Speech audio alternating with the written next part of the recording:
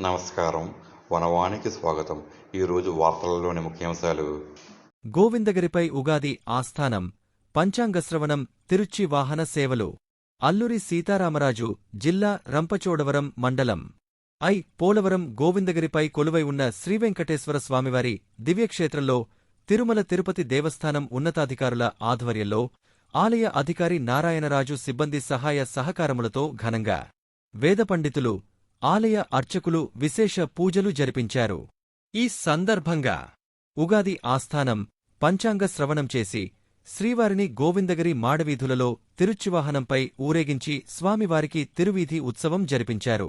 ఈ కార్యక్రమంలో Rampachodavaram sub collector శ్రీమతి కల్పశ్రీ మరియు డీఎస్పీ సాయి ప్రశాంత్ దంపతులు పాల్గొనగా అధిక సంఖ్యలో భక్తులు పాల్గొని భక్తిశ్రద్ధలతో ఆద్యంతం వీక్షించి స్వామిని దర్శించి తీర్థ ప్రసాదములు స్వీకరించారు.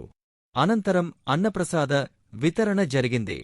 ఈ సందర్భంగా గోవిందగిరి శ్రీవారి సేవకుల సమన్వయకర్త నల్లమిల్లి వెంకటరామారెడ్డి మాట్లాడుతూ, మన ఆదివాసీ ప్రాంతంలో తిరుమలలో మాదిరిగా జరిపించి ఇచ్చటి ప్రాంత ప్రజలకు తిరుమల అనుభూతి కల్పించిన ఆలయ అధికారులు నారాయణరాజు, శివరాం గార్లకు, వేద పండితులు సాయిరాం శర్మ, ఆర్చకస్వాములు మణికంఠ స్వామి, పార్థస్వామి సిబ్బంది సేవలను, సేవకుల సేవను పేరుపేరున ప్రశంసించారు.